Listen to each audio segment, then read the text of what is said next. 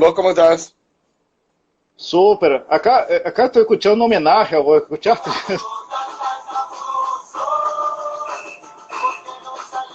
Ah, la canción de La canción de Cachiporro, Cachiporros. Sé de que a Mario vos te Ale. chupo nuevo, ¿no? Pero Sí. nunca llegaste a demandar algo parecido. No, porque Suma, ni rep. esa canción fue fue en el medio del boom de Cachiporro. Y eso fue simpático. Bueno, yo una vez le había bajado la caña a los Cachiporros, ya ni me acuerdo ni por qué. Cuando estábamos ahí, cuando hacía teleshow. Y yo una vuelta le encuentro a Chirola en la entrada de Telefuturo, nos pusimos a hablar. Y Chirola, bueno, ellos entendían bien el juego televisivo. Y Chirola me dice, bueno, te cuento algo. Vamos a hacerte un tema y te vamos a bajar la caña en el tema. Y vamos a hacer ahí un ping-pong. Sí, dale, y metele, bueno, hicimos así. Y ellos tiraron y nosotros hicimos escuchar en Telefuturo y yo ahí hablaba. Después incluso llegué a usar Soltó. como cortina cuando yo todavía estaba en Teleshow, cuando Quique me saludaba. Vamos, bienvenida Juan Manuel Salinas, se escuchaba Salina, Salina. Funcionó para ambos, ¿verdad? Bueno, gente, hoy estoy con Juan Manuel Salinas. Él es periodista conocido, el Piquito Salinas. Es escritor, es cineasta, guionista. Tiene una carrera muy prolífera y muy inquieta también. Ustedes van a conocer un poco más. Salinas, bienvenido a mi canal, un gusto tenerte. Vamos a Buenísimo. aprovechar para vender tu pescado, que es lo siguiente: Paraguay Droga y Banana. Está disponible ahora en Kilivideo, la gente puede En ver, ¿no? Quien no Kili.video, sí. vio. Ahí pueden ver. Y también está en Amazon Paraguay Droga y Banana, ¿no? Está Sí. en Amazon también, Ah, disponible tiene en el inglés. título en inglés, está ahí. Paraguay, Drugs and Banana. Drugs y Banana, exactamente. Salinas, hablando um pouco de Paraguai Droga e Banana, para ser um repasso para quem não viu, não, e para quem viu e quer ver, porque é uma película, é um documentário que dura 2 horas e 20, não? É bem largo, bem profundo. As animações estão muito bem hechas. ¿Quién hizo essa animação? La hizo un animador que trabajaba en el 13, en Canal 13, que se llama Jonathan Kreis. Lo conocí ahí en Canal 13 y ahí me mostró algunas cosas que él hacía de animación. Entonces cuando yo todavía estaba en postproducción, había algunas cosas que quería hacer con pequeñas animaciones como mapas y cosas así. Entonces, bueno, hizo él, le encargué a él el trabajo. Quedaram muito buenos. Bueno, Sí. foram mais ou menos 6 anos de trabalho para este documental. Y fueron 6 años, pero digamos, fueron 6 años porque era también parar y buscar la financiación y eso. Entonces era ahí como tampoco tenía yo un equipo grande de producción, era yo solo prácticamente. Bueno, salía a grabar, sí, salía con alguien que hacía cámara pero digamos, que no tenía un equipo de producción, entonces era yo prácticamente hacer todo. Entonces era frenar, agarrar las carpetas y ir a buscar, presentar las carpetas para buscar fondos, y era medio hombre orquesta. Quando te diste conta que o Lilo Condutor iba a ser essa história de Hernandarias? Que é fantástico, não? É uma das, e não é a única, não? Decía bem que é uma das tantas apropriações, não? Claro, Sí. claro, Ah, lo de Hernandarias, que era la historia de la familia Melgarejo, era compleja porque, digamos, desde esa pista es muy emblemática dentro de lo que fue el narcotráfico. Entonces eso comenzó con una entrevista que yo le había hecho a Adalberto Fox, que fue juez de Alto Paraná, que fue una entrevista que le hice inicialmente para el diario La Nación, posteriormente le hice una entrevista también para TVO, Y ahí fue así hablando de que él me habló de la familia Melgarejo, que eran los dueños legítimos de esas tierras. Y ahí, bueno, le consulto si ellos querían hablar, y ahí me dijo que sí. Y ahí, en ese momento, yo dije, porque primero iba a hacer una nota nomás para la revista. Yo dije, no, esto me parece que es un poco más, es más importante. Entonces, digo, ahí planteé, sin tener todavía bien claro qué es lo que iba a hacer, pero era ir a grabar esa entrevista.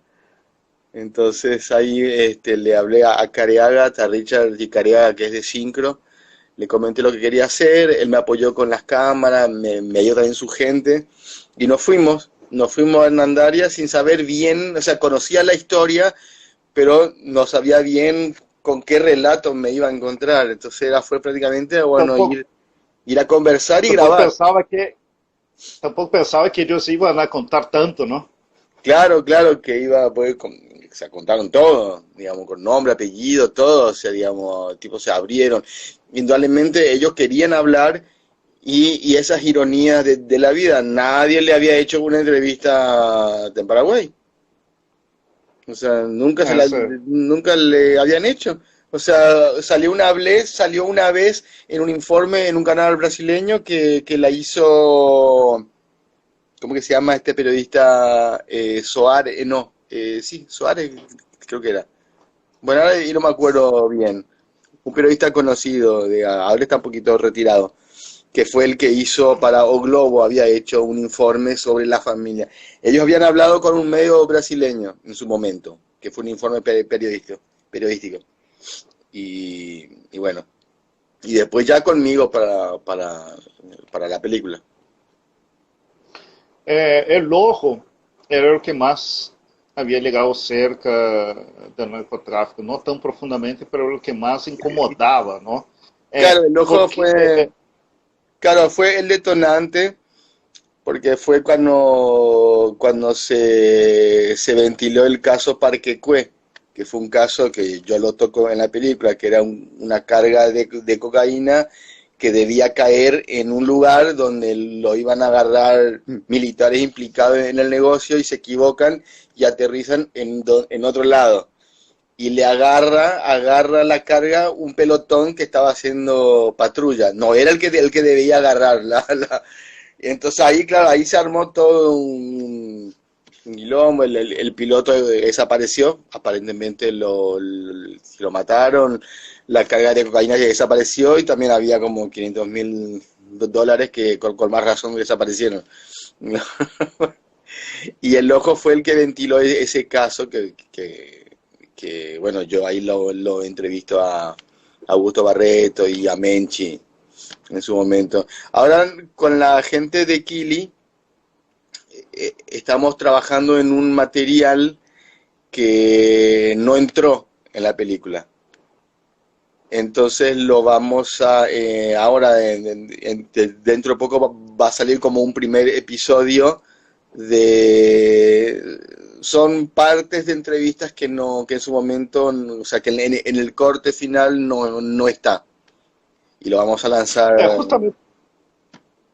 justamente eu ia perguntar isso, porque habrá quedado muita sobra, verdade, Salinas? Porque Sí, para ser, incluso, essa incluso é uma investigação descomunal, não? sí, quedaron muchas cosas que no entraron y bueno, por eso cuando metí la película en Kili, así hablando con ellos, que bueno, la gente de Kili los conozco hace mucho, a Joaquín Suárez Serrano, Cecilia Vargas Peña, y entonces yo le dije, mira, yo tengo mucho material que no entró.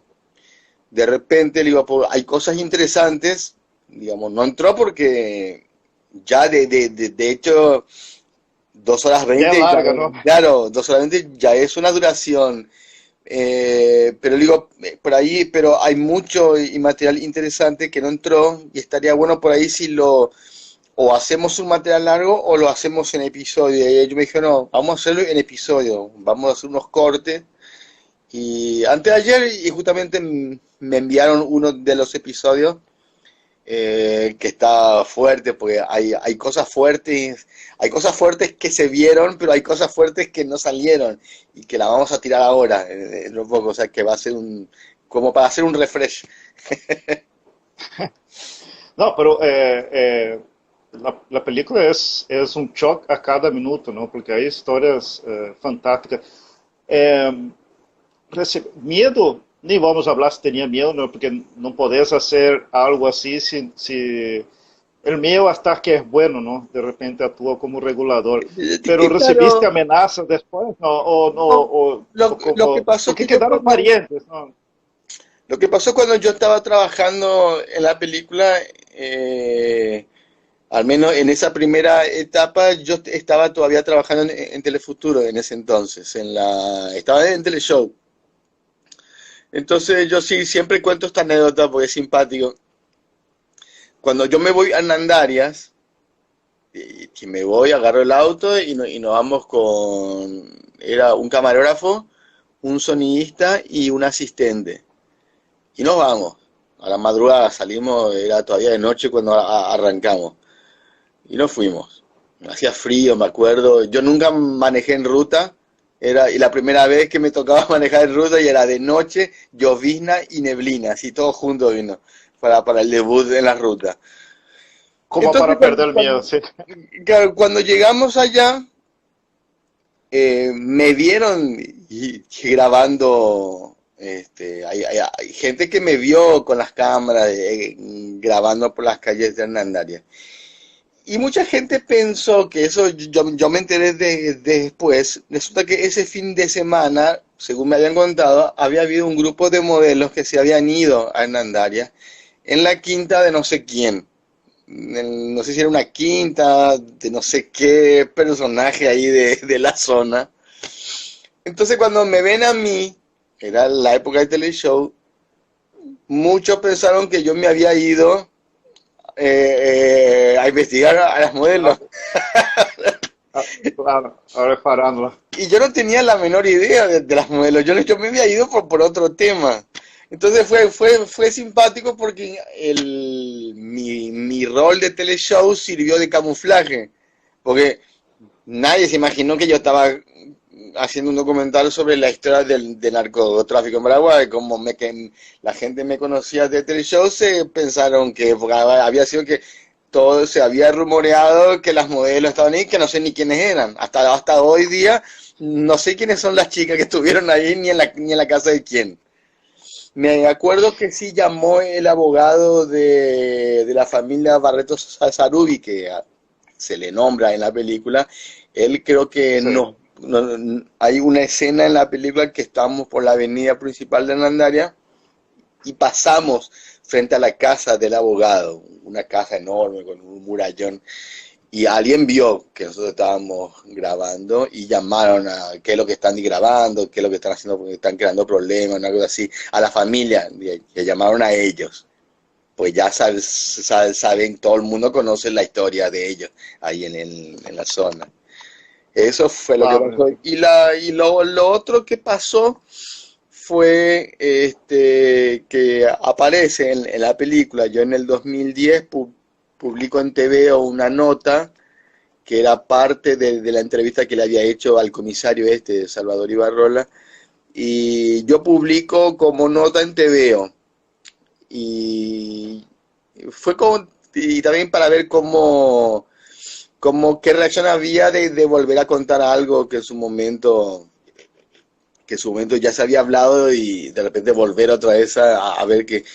Y me acuerdo que eso se cuenta en la película hacia el final, que hubo varios avisos comerciales de la revista que se levantaron a raíz de esa nota. Bueno, hay una marca conocida que la maneja una La presión. familia, claro, cuyo abuelo aparece ahí en la película y bueno, molestó en su momento y No sacaron la hubo pauta. gente, me enteré también que hubo gente que quería ver la película, ¿no? Quería una función especial antes de que se estrene. Hubo eso también, ¿no?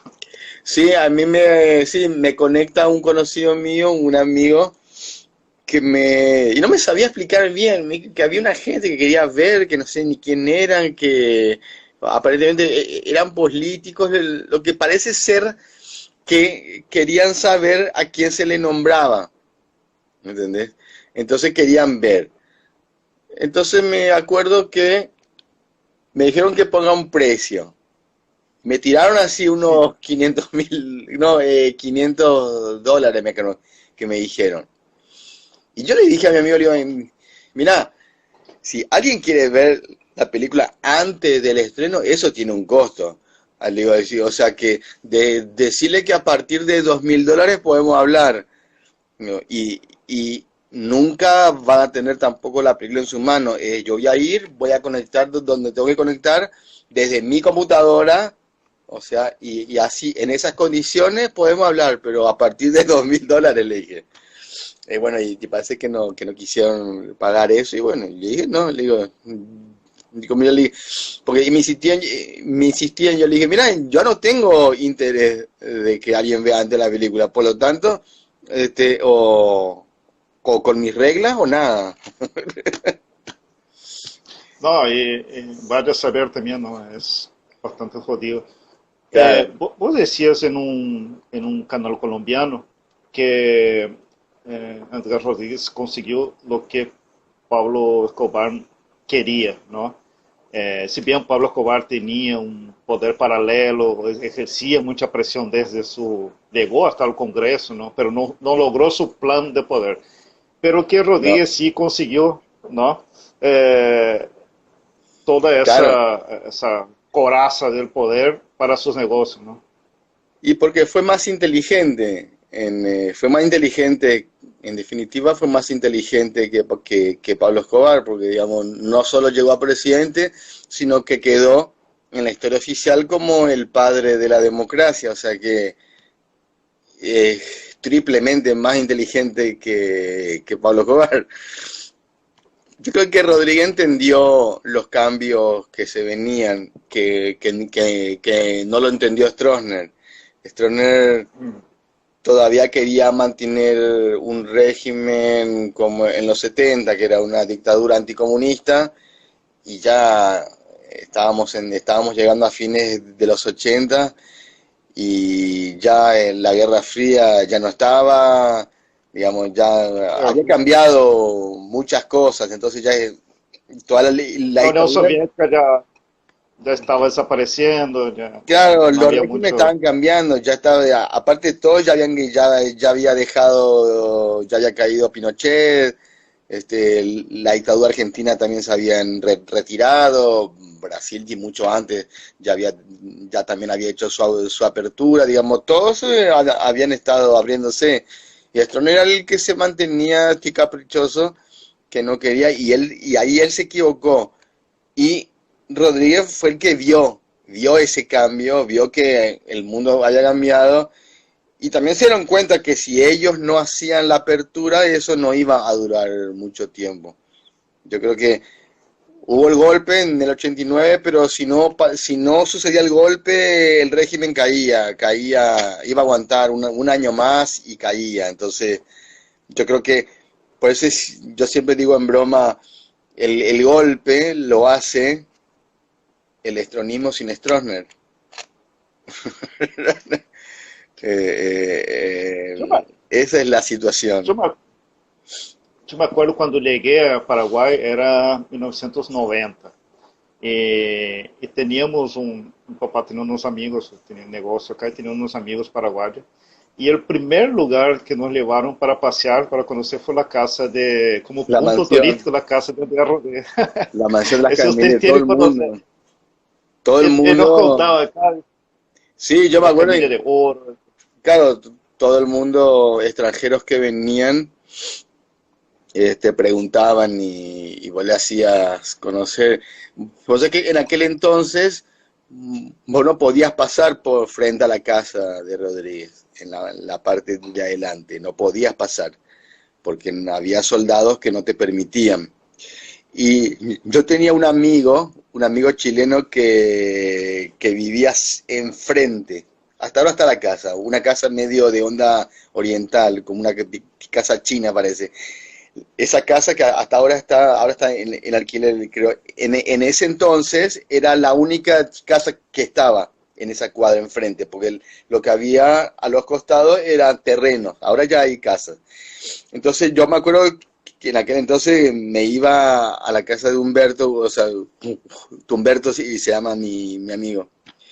Y llegaba y le decía al soldado, voy a la casa del chileno, tenía que decir y ahí me dejaba pasar, porque ellos están así y no te dejaban pasar. Estaba prohibido pasar. Pero como vos te ibas a una casa de alguien, entonces ya era una costumbre. Vos llegabas a la esquina y siempre decíamos, voy a la casa del chileno, voy a la casa del chileno. Ya a lo último me conocían ya los soldaditos. Cuando llegaban algunos que a veces coincidíamos en el mismo horario, ya, adelante, adelante, me decían. Una vez me acuerdo que le vi a Rodríguez cruzando la calle, porque había un terreno en donde a veces había unos jeeps militares, había soldados, y me acuerdo que una vuelta él cruzó y conversó ahí con una gente, que me acuerdo haberlo visto.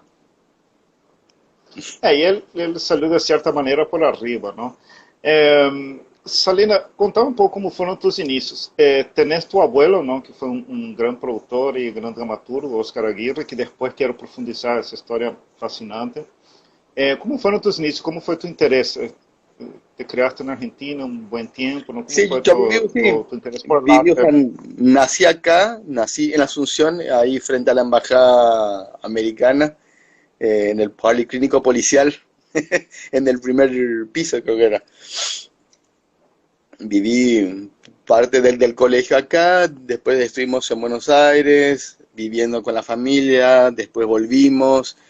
Pero yo siempre fui de leer mucho, cosas que me inculcó mi mamá, o sea, mi abuelo a mi mamá y mi mamá a mí. Y yo me acuerdo, hasta ahora soy de mirar series, de mirar películas, el cine, digamos, siempre estuve así conectado con eso, entonces, digamos, eso fue lo que me marcó mucho mi infancia y también mi adolescencia, hasta que ya lo empecé a plantear más en serio, ¿no? Después vino la idea de estar en periodismo. En periodismo, sí, más que nada, yo dije en un momento, bueno, me interesa el periodismo porque yo veía que escritores que me gustaban eran periodistas. Entonces yo decía, Por bueno, García Márquez. así dije, bueno, a mí me gusta escribir y bueno, y tengo que ser periodista. Hice así tipo un razonamiento rápido. Yo decía, mira, Emilio Salgari es periodista, Julio Verne fue periodista, García Márquez fue periodista, Mario Benetti fue periodista, Arturo Pérez Reverte periodista y bueno, y así. Este livro de Garcia Marques, para mim, é dos mais fantásticos, mais aliás de todo, porque que é Viver para Contarla, que ele conta, não? Que ele habla de essa parte que ele trabalhou com periodismo e todas suas andanças. É incrível.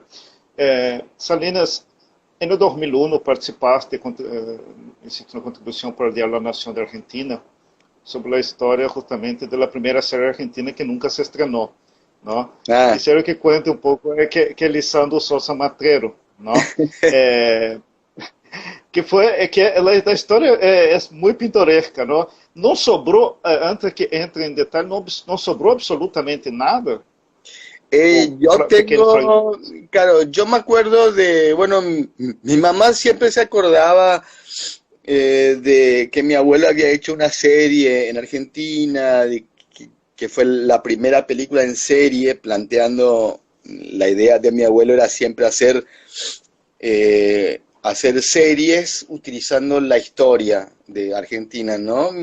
Mirando un poco lo que hacían en Estados Unidos, ¿no? El Llanero Solitario. Deve ser um zorro bien gauchesco, ¿no? Una cosa bien, claro. bien criolla, ¿no? Claro, mi abuelo siempre decía, ponía de ejemplo, cómo los norteamericanos de de sus mismos elementos históricos hacen una serie, ¿no? Como el cowboy, el western, y analizando un poco con las características en Argentina, básicamente hay cosas y muy parecidas. La cantina, la pulpería, que es lo que es en la historia de los gauchos. Y ahí fue elaborando la historia de hacer de las aventuras de un gaucho que va recorriendo distintas zonas y va teniendo aventuras. Era la idea de una serie de media hora, como era antes, ¿viste? Y ahí sale con Pedro, con Pedro Leandro, ¿no? El papá de Norma con Pedro, Leandro, claro, con ¿no? el papá de Norma Leandro. Ahí salió la idea del personaje Lisandro Sosa Matrero. Incluso también llegó a actuar Norma Leandro, no, pero la hermana de Norma Leandro, María Banner, sí, y Leonardo Fabio, que todavía era jovencito, todavía ni siquiera había empezado a cantar, creo. Claro. Y creo que se hicieron como 12 episodios, pero nunca finalmente se pudo estrenar porque los canales no, aparentemente no habían confiado, decían que no iba a funcionar, que estaba más de moda el western y que la gente no iba a interesarse. Porque eso Pero fue, se produjo de forma independiente. Creo que habían encontrado un financista, dos financistas, creo, que tenían estancias y que a ellos y les gustaban mucho la tradición, la cultura, los gauchos. Entonces, cuando fueron con el proyecto, ellos mismos se entusiasmaron y claro. usaron la estancia, los caballos. Se armó todo así, sí, fue toda una producción independiente. Cosa que yo hace unos 2 años llegué a conectarme con el que dirigió algunos episodios, porque mi abuelo fue el autor del libro y los guiones. Y el director, que hasta ahora ahí vive en Los Ángeles, una vuelta, estas cosas de las redes sociales, veo su nombre que era, yo decía, mira, se parece al que está en la serie. Entonces le escribí por medio de las redes sociales y había sido que era el mismo y bueno, estuvimos hablando, ahí él me contó que escribió una historia de memoria donde ahí él cuenta gran parte de lo que fue Lisandro Sosa. Me, me pasó, me acuerdo, parte de su libro donde cuenta la historia, así. Y bueno, fue una historia que quedó ahí inédita. Después de un par de años estando en Buenos Aires, yo le ofrezco a la Nación de Buenos Aires la nota. Ellos obviamente se interesan porque era una historia que no la conocían. Y bueno, y se publicó en la Nación de Buenos Aires en el 2001, se publicó la nota. Es muy simpático que en la época, si bien la televisión no se interesaba, pero todo el mundo estaba interesado. Incluso creo que el Mundo de España llegó a hacer una nota, ¿no? Hablando al respecto de la serie que nunca se hizo. Es muy simpático, ¿no? Sí, sí, sí, sé que tuvo un poco con y lo del mundo que no sabía, pero sí pasó, por El ejemplo, mundo y la razón. ¿cómo? El mundo y la razón. El mundo de España y la razón, por lo que Ah, yo leí.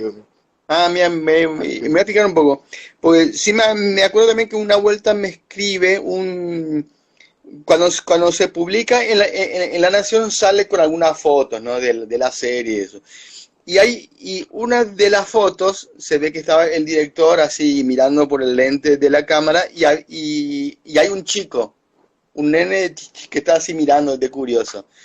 Y ese nene, claro, ya un señor ya grande, un domingo compra el diario de La Nación, se pone a mirar la revista y de repente se ve ahí, bueno, entonces ve el nombre, creo que llama al diario y ahí le dijeron que yo era el que había en Paraguay.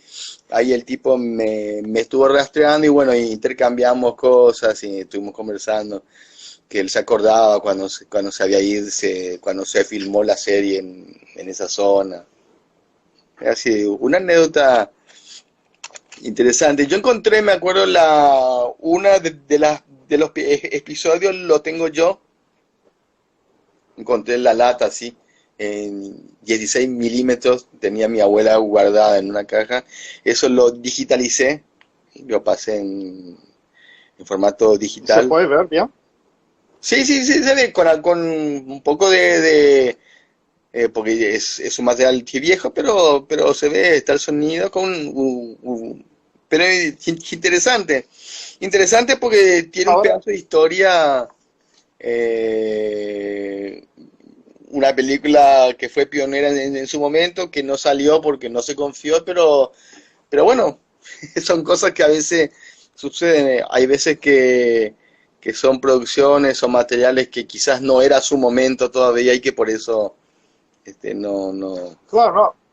Y parece que hubo un incendio también, eso también malogró Se gran había parte hablado de un del incendio material, donde se ¿no? había perdido, pero tengo entendido que hay un archivo en Argentina de un señor que se llama Di Chiara, que falleció ya hace unos años, donde, bueno, es uno de los archivos más importantes en Latinoamérica. Y tengo entendido, ellos tienen grabaciones, documentales, noticieros, de grabaciones de programas de radio, y tengo entendido que ellos tienen, creo que 2 o 3 episodios. Ah, mira qué bien. Claro, tengo Ahora entendido porque una vez hablé con el señor. Sí, es es muy llamativo porque yo soy quien me conoce sabe, yo soy un gran fan del cine antiguo, ¿no? Pero ese claro, antiguo, el de 1900, 1910, desde el comienzo, ahí me encanta ver, ¿no? claro, Y principalmente sí, ahora la cuarentena me puse al día a ver películas. Pero impresionante cómo Estados Unidos isso é protegido está na biblioteca, não? A biblioteca do Congresso dos Estados Unidos protegeu grande parte do material. Então, sí, é possível que hoje se veja uma película de 1914 com a nitidez como se foi hecho no ano sí, passado. É impressionante. sí, y cada E quanto tanto temos que hace. aprender o latino, não? Quanto temos que aprender o latino a conservar nossa memória também, não? Isso é Sí, es fantástico, não? importante, no, y no se hace, mira, vos sabés que este archivo de que te estoy diciendo, es una empresa privada.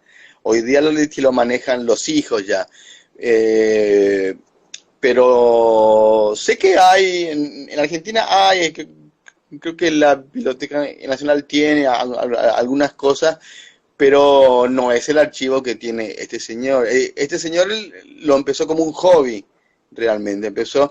Empezaba a guardar cosas. Era alguien que él hizo muchos documentales, periodista. Y él, yo me acuerdo que lo entrevisté y me acuerdo que él me contó que empezó así, que él empezó que caía en su mano una película de la época o que un cine ya cerraba y algunos tiraban las películas, las Ah, mira um pouco. E tiraban. aí ele sabia, Claro, estava atento. y él llevaba y guardaba y tenía ahí grabaciones de radio, y guardaba y así cuando quiso acordar tenía un montón entonces empezó a pasar que cuando alguien tenía un documental, claro, iban y le compraban, entonces ya él ahí ya se dio cuenta que tenía un negocio interesante, entonces ahí empezó a digitalizar también el material, a cuidar, y creo que lo tienen en Don Torcuato, lo tienen en una bóveda, el archivo está en una bóveda, vos pasas y a una temperatura para que esté fresco, los materiales. Mas conserva Y bem. nunca fui, cuando Dichara vivía todavía, yo le había hecho una entrevista porque él se casó con una paraguaya. Y había veces que él me llamaba de Buenos Aires y me decía, ¿cuándo vas a venir para ver el archivo? Qué sé yo, y bueno, pasó los años, él falleció y bueno, nunca pude hasta el momento ir a conocer ese archivo, el archivo Dichiara. Pero es uno de los archivos más importantes, incluso documentales y nuevos que han salido con cuestiones de Argentina. Muchos de los materiales han venido de ahí, del archivo Dichiara. Y él tiene, tengo entendido que él tiene unos 2 o 3 capítulos de esa serie, de la que hizo mi abuela. Fantástico. Não, isso é muito interessante. Salinas, hiciste también, hiciste tu libro que está disponible, creo que no sé si por Amazon, por alguna de esas plataformas digitales, que es La obsesión de Andrea, ¿no? Que Ah, fue un esa fue una cuento erótico, novela, ¿no? sí, Una fue novela una erótica con varios... novela, sí, que fue creo que fue en el 2005, ¿no? 2005, sí. Es una novela medio erótica que yo hice en ese momento. Este, hoy no te puedo decir que estoy arrepentido, sí estoy arrepentido quizá pero bueno, uno va cambiando también, va teniendo otras perspectivas y bueno, No, no, pero no essa série de Har, que o tempo. Pero você sabe que claro. se hizo também uma parecida, não sei se te enteraste, não sei, isso em 2016 hicieron el mismo nombre con la misma historia, La Obsesión de Andrea. Un norteamericano, creo que era, John Fender, una cosa, algo así. Ah, no, no, Eh, esa está en Amazon, es un seudónimo. eso es otro. Es un ¿Es tuyo seudónimo, sí, también? sí. Ah, Yo mira, agarré, entonces, lo alcé en Amazon y lo alcé pues y le hice algunos retoques, y lo alcé y lo puse con seudónimo. A ver si me generaba algo. pareció raro, porque pero igual, algo raro, que no poder registrar dos veces el mismo libro. Pero no, nunca pensaste llevar eso al cine, porque En su llevaste momento, cosas raras, ¿no? en su Llevaste momento, después el... en su eh, momento lo había planteado, en un momento lo había planteado, pero bueno, eso fue quedando ahí. O sea, tenía un proyecto de una película donde volví a tocar el tema de la sexualidad, pero desde otro punto de vista, pero bueno, todavía está así todavía está en carpeta, digamos. hiciste Sueños, ¿no? Que Un vos mismo decís cortometraje una mezcla de Cortázar con Stephen King, ¿no? Es tenía bien raro que ahí está Karina Doldán, Isabel Karina Mesquita, hay Doldán. Sí, un montón Karina de Doldán, gente que ahí. va. Isabel Mezquita, y una chica que se llamaba Harina Moragas.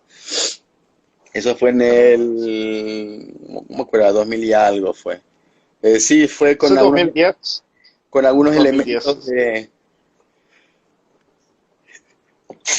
Perdón, estoy estornudando. Sí, fue una versión libre de un cuento de Cortázar y le puso unos elementos. Fue un corto experimental más que nada. Y fue divertido hacer. É, é, vos siempre fueron, atacaste bastante el anti-argentinismo, ¿no? ¿Cómo, Y cómo? a mí vos atacaste cierta vez el anti-argentinismo, ¿no? Que la gente Ah, se quejaba bastante de los curepas. Que hay ¿quién no se recuerda? Yo a veces cuento a la gente, ¿no? Porque yo estoy acá hace muchos años.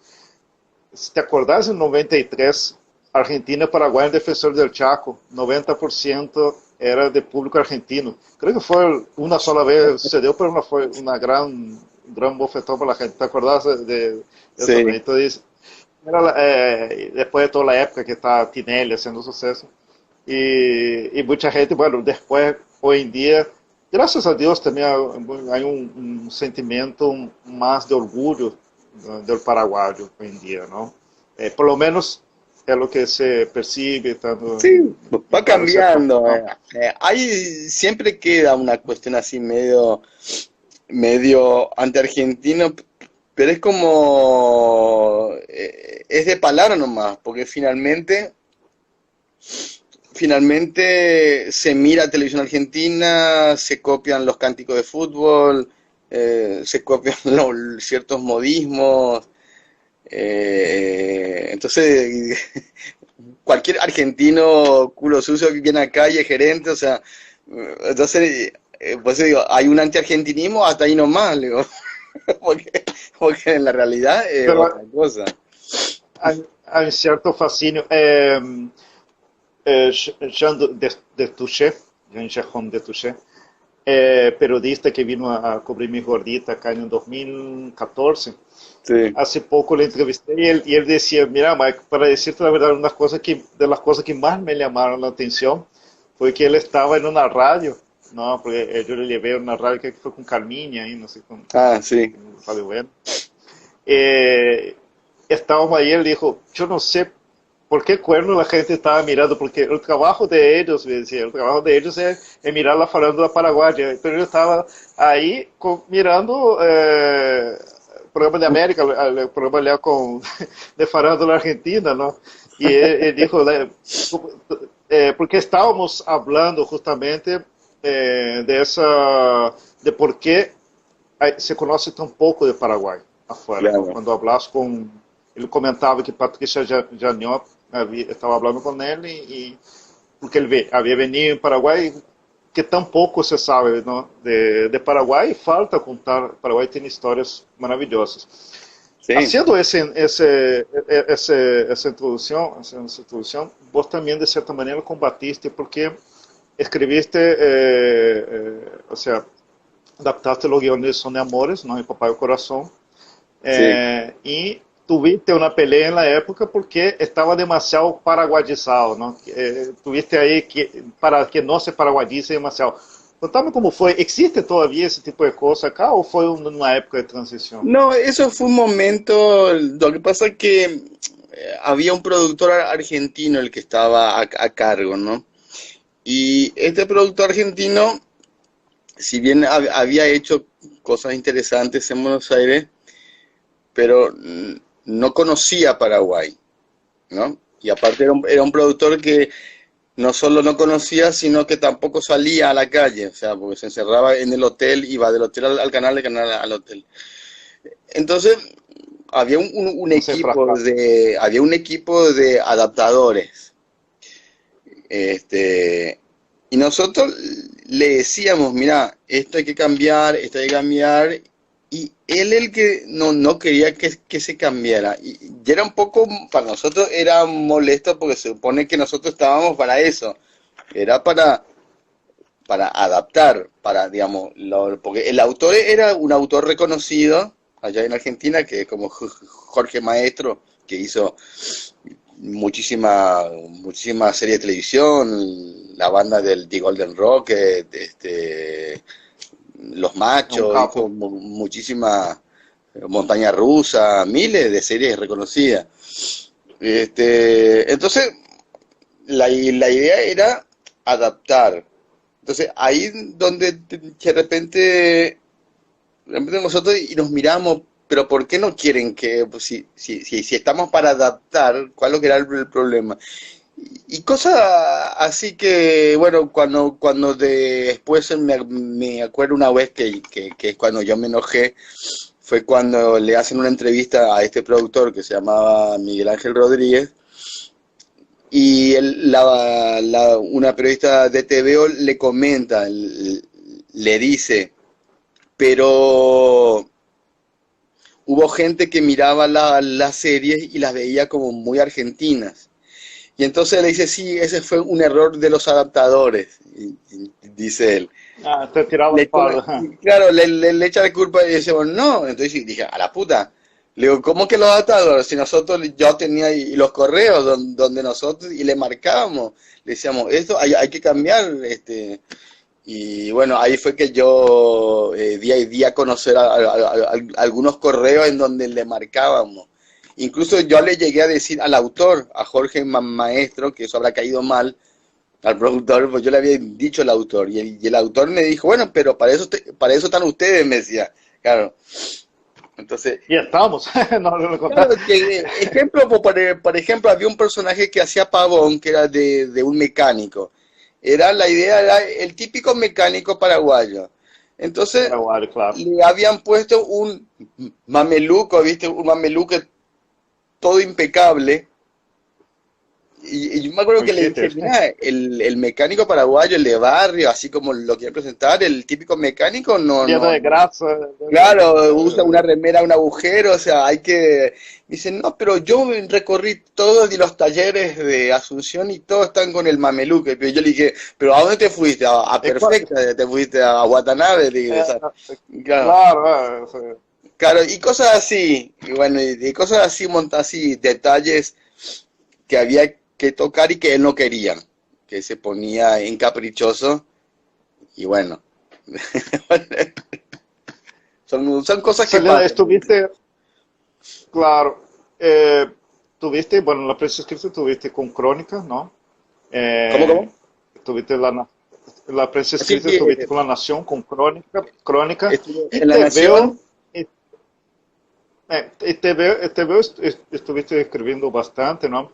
Y recibiste un halago, ¿no? De Arnaldo Andrés por tu ah, crítica sobre lectura según Justino, ¿no? Yo vi esa película, es una película eh, fantástica, una onda muy italiana, ¿no? Un cinema paradiso, es de claro, una sí, calidad tremenda.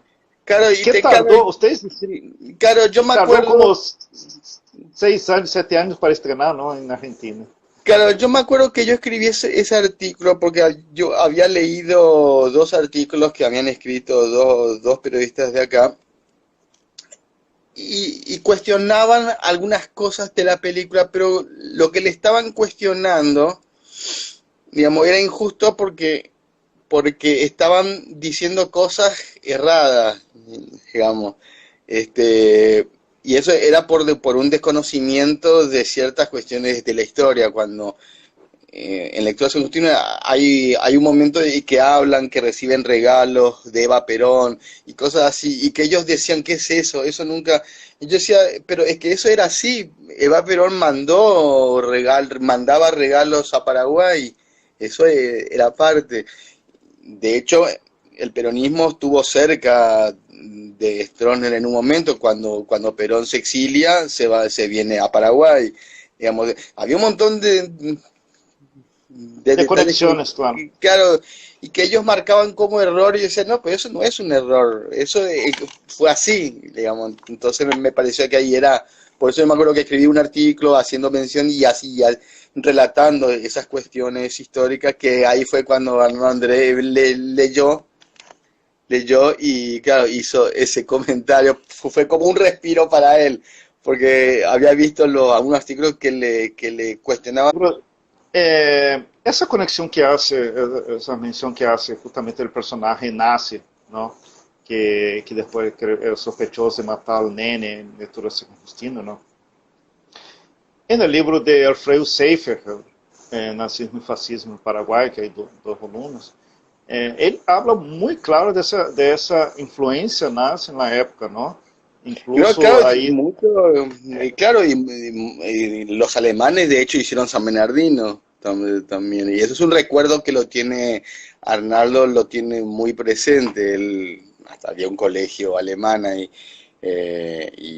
sim, y essa é eso já da época com o Bernard Foster, não? Já quando isso não era Germana, e depois creio que Bernard Foster está enterrado todavía em San Bernardino, em Pacaraí ou algo parecido, não?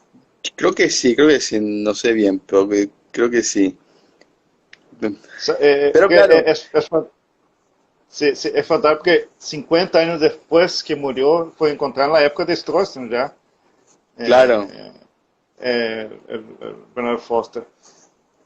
Eh, y también hace esa mención de que él le tentaba, ¿no? Gritaba, viva los liberales y todo eso. Es un poco de picardía también de tocar sutilmente, ¿no? Claro. Que esas cosas pasaban, esas cosas, yo me acuerdo de haber hablado con personas mayores, eh, por ejemplo, era muy común que, por ejemplo, en los cines, de repente también, y de repente, en el medio de la oscuridad, uno decía, ¡Viva el Partido Liberal! Porque era en la época de Stroessner, era a propósito. Y otro le decía, ¡cállate, hijo de puta! Y, ¿entendés? O sea, se daba esas cosas. O por ejemplo, me acuerdo que me contaban una vez un tipo estaba muy borracho y era liberal, era en plena época de Stroessner, estaban estaba la policía militar cerca, el PM que eran. Y dice que estaba tan borracho que el tipo y grita, ¡Viva el Partido Liberal! Y los policías militares le miran, ¿no? Y entonces el tipo en su borrachera se da cuenta que le miran, entonces en su borrachera tuvo así tipo una luz Un de segundo, un un segundo de segundo razón. de pensar bien y entonces dice, ¡Viva el Partido Liberal y el general Stroessner! Nada que ver. Acomodó ahí, acomodó, viste, medio que hizo ahí un acomodo rápido. Después tuviste tu pasaje, que es lo que más la gente conoce, que es tu pasaje por programa de farándula, ¿no? Estuviste, creo que en el primer equipo de Teleshow, ¿no?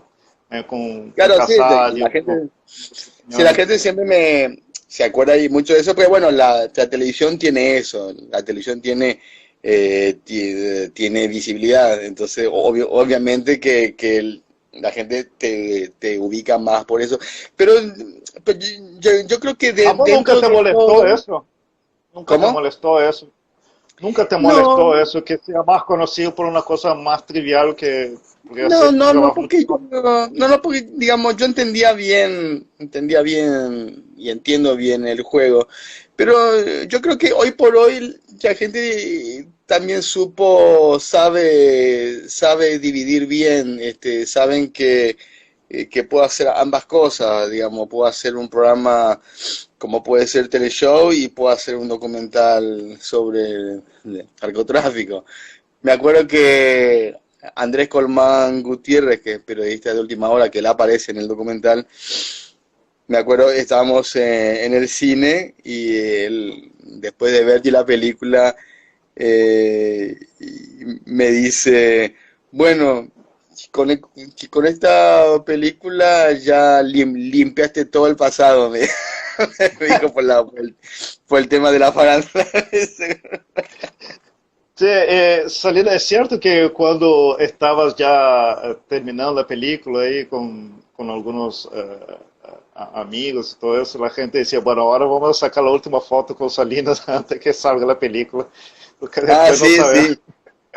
sí. Sí, decían, sí, se sacaban fotos conmigo y me decían, vamos a sacarnos, antes que desaparezca, vamos a sacar una foto con Salinas. Queda la última. Después estuviste haciendo un trabajo muy interesante, tuviste también, creo que en la producción, ¿no? La dirección ahí de M que En Canal tuvieron 13. muchos años, tuvieron muchos años al aire, ¿no? Y en lo personal, para mí, yo nunca tengo que esconder, yo siempre digo que fue gracias a vos nosotros, mi ahorita llegó a la televisión, nuestra primera aparición en la televisión paraguaya fue en MQM, ¿no? Bueno, me acuerdo, sí, me acuerdo, Entonces, me acuerdo. en MQM fue nuestra primera aparición. Y después de ahí, bueno, días después ya se vino el boom y me acuerdo que ese día después de salir de MQM, porque tenía mucha fuerza en esa época, y más de Claro, 60 personas se anotaron en cuestión de horas. claro. Entrevistaste a muchísima gente. ¿Cuáles son las personas que incluso personajes importantes del mundo, ¿no? ¿Cuáles son los personajes que te quedaron así eh, emblemáticos que guardas así con cariño? Que me acuerdo que fue cuando le entrevistaron al guitarrista de Gibby, Gibby Gilby Clark, Clark, que Guns era N' Roses. de Guns N' Roses, que fue una entrevista corta, porque no había ahí mucho tiempo, pero era tipo hacer rápido, preguntar rápido, y me acuerdo que así, en esos pocos Que era, minutos que era estilo hablamos, Junket. Era que estilo Junket. desarrolló un montón de cosas interesantes así en poco tiempo, que me pareció así que hoy día, incluso ahora lo vuelvo a ver y ahí él habló de que varias cosas, de cómo ve el rock and roll hoy, hoy día, ¿no? Da una visión. Después me acuerdo una entrevista que yo sentí mucho porque cuando vino Charly García, llegué a entrevistarlo y vos sé que se borró esa entrevista por un error ahí del camarógrafo, que esas cosas que pasan, que se borró. Y vos sé que en esa entrevista de Charly García, es cuando yo le pregunto cómo él ve el rock argentino hoy, en ese entonces, ¿no? y Charlie y medio di que le baja la caña a los rockeros más jóvenes. Ah, pero hace así una crítica, hace una bajada así. Y vos sabés que sentí tanto de esa entrevista que se haya borrado por error. Porque nunca Charlie había hecho un análisis así de lo que estaba pasando en la escena rockera argentina en ese momento. Porque eso iba a ser incluso, iba a ser eco afuera, porque lo iban a agarrar programas de allá, medios de allá, y bueno, no, esas cosas que a veces pasan, que estúpidamente se borró el material. O sea que hay, Pero yo me acuerdo tanto, a Bossa Nova y a Ropa Nova también, me acuerdo que le entrevisté, incluso ellos habían hecho, hay un a momento en la Raza entrevista Negra también. que uno de ellos hace el chiste y dice, vamos a escuchar a la cachorra, dice en un momento, me acuerdo. A Raza Negra también entrevistaste, creo, ¿no? No, Araza Negra no, fue Ropa Nova y después, bueno, a la gente de Lectura San Agustino le hice a Mike, a Migorena, a Luisa Culioc, No, todo bien. que sí. Ahora, sí, y después, bueno, tuviste mucho tiempo en NEPA, creo que fueron 2014, por ahí, ¿no? Entraste, fueron Sí, casi seis desde el años. 2014 hasta hace poco, hasta, bueno, hace unos meses. Claro, EPA después se vendió y, y bueno, pasó a otro dueño. Yo me quedé en China y estoy colaborando con RDN. Estoy haciendo más arte y espectáculo, no tanto farándula. Estoy haciendo más arte y espectáculo. Y bueno, y Justamente siempre con hablando de eso, proyectos. sí, justamente hablando de eso, es interesante porque ustedes en NEPA, ustedes, mucha gente se queja, ustedes ponen estupideces, ponen quién le calienta, si fulanito durmió con de bombatita o no. Pero ves los comentarios, Sí, 2000 me 800. gusta, 800 comentarios. Aí, porém, fulano hizo um concerto, Orgulho Paraguaio em México, hizo um concerto para 2000 pessoas. Um me gusta. Não. Sí, Hay mucha hipocresía en eso. yo La gente solía, masacra la falando, pero yo solía, yo me acuerdo de que a veces interactuaba con algunas personas y les decía, por ejemplo, yo me acuerdo de una vuelta que era una noticia sobre Marilina, yo me acuerdo que era, y no sé qué es lo que había pasado con Marilina, y entonces empezaban, dice, ¿y a quién le importa esta noticia? Ponía. Y entonces yo me acuerdo que le puse, y parece que a vos, porque recién nomás sacamos una noticia sobre Berta Roja y vos no opinaste, pero venís a opinar ahora sobre Marilina, quiere decir que a vos te llama más la atención Marilina que Berta Roja, le puse. exactamente. E aí, claro, não, eu veía que vos muitas vezes não teria muita paciência Claro, para se le marcaba algunos se enojaban cuando le hacías que ver. Otra vez dice, ¿a quién le importa? Y a vos, está opinando. Claro, se vos estás opinando é porque te importa. ¿No? Ahora, eso es lo que siempre me llama la atención. La gente se queja de que, te vas a la farándula. A mí, cuántas veces yo me iba en un programa de farándula, ¿para qué te fuiste ahí?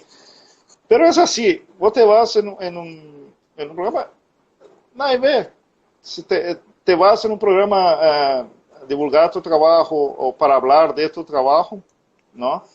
Y a nadie le interesa, ¿no? Pero te va para hacer chisme y toda esa cosa y todo el mundo es medio complicado, ¿no? Salinas, que hay de proyecto de acá en adelante, me dijiste que está con un montón de cosas, más arte espectáculo. Sí, bueno, Tenés sí, pensado, está con estoy el tema colaborando. de Killing. Bueno, sí, estoy colaborando con RDN, que es un portal de noticias que es de China. A la par vamos a lanzar en Kili Video partes de Paraguay y Droga y Banana que no se vio en la película. O sea, hay información nueva y anécdotas nuevas y eh, entrevistas fuertes, así que no se vieron en su momento. Y estoy con algunos proyectos audiovisuales y nuevos que, bueno, todavía está así muy verde porque, bueno, es todo un tema de... La financiación es siempre el vía crucis en el audiovisual. Claro. ¿Y cómo evaluas? ¿Ves un buen porvenir para el cine paraguayo, aún con toda esa desgracia? Hay mucha producción, ¿no? Hay muchas cosas Sí, sucediendo acá, ¿no? digamos, hay gente que se queja, la eterna queja de que no haya apoyo, que no sé qué cosa. Yo la verdad es que no me voy a, no me da la cara para quejarme de que no haya apoyo, porque, digamos, hay gente que está en peor situación, digamos. Hay gente que está viendo y que comer y ponerme a quejar porque no consigo fondos para una película. A mí al menos si no me da la cara para hacer esa queja. Pero yo tuve 6 años y bueno, y 6 años y salió la película. Estoy con dos proyectos y nuevos que vamos a ver. Uno de ellos yo creo que va a salir, tiene que salir. Está la ley de cine que está ahí, que está todavía en proceso de... El Instituto de Cine se está organizando. Este, no es fácil, pero yo creo que nada es fácil, digamos. Si vos mañana querés hacer un negocio, querés poner una despensa o querés poner cualquier negocio, digamos, siempre la financiación es la parte difícil. Entonces, es buscar un socio, es buscar, digamos, y en cine es Es lo más igual. complicado. Claro, es cultura, digamos, obviamente es cultura, pero digamos, no difiere en lo que uno haría con otro negocio, que en qué consiste. Vos tenés un proyecto, necesitas una financiación para vos poner en ruedas el proyecto. Yo creo que eh, yo creo que puede ser un negocio interesante siempre tratando que la película se venda, digamos, con el mercado local Hay un, hay un- obviamente que no. hay un proyecto Entonces, de isención fiscal, ¿no? Para las sí, y empresas. está, claro, está el Instituto de Cine que se está formando, que ahí se va a ver el tema de fondos ahí, van a ser fondos obviamente concursables y pero también está bien coproducción, hay posibilidades también de hacer coproducción. Eh, digamos, no es fácil, pero es que es así, digamos, no, digamos, nada es fácil. Entonces, hay gente en el ambiente que cree que tiene que haber un instituto que se ponga a regalar dinero para que cada uno haga su divague y no es así. No, no funciona así las cosas. Claro. Sali- Salinas, te agradezco muchísimo por tu tiempo, por tomar, para venir acá al canal, ¿no? Hablar, y te agradezco un montón y públicamente siempre te agradezco por el apoyo que nos diste siempre a mi proyecto. Creo que eso es innegable, siempre estuviste ahí cuando tenías que estar, incluso pasamos momentos difíciles, estuviste siempre apoyando y eso es loable, habla de tu carácter, ¿no? No sé si tiene algunas últimas palabras. No, te agradezco también la invitación, siempre es interesante hacer estos intercambios, estas charlas, intercambiando cosas, Exactamente. anécdotas. Bueno, yo ahora voy a estar editando, voy a subir para que la gente pueda compartir. Te mando un abrazo, Salinas, y Dale, muy buenas Mike, noches. dale, un abrazo grande. Chao, chao. Chao, chao.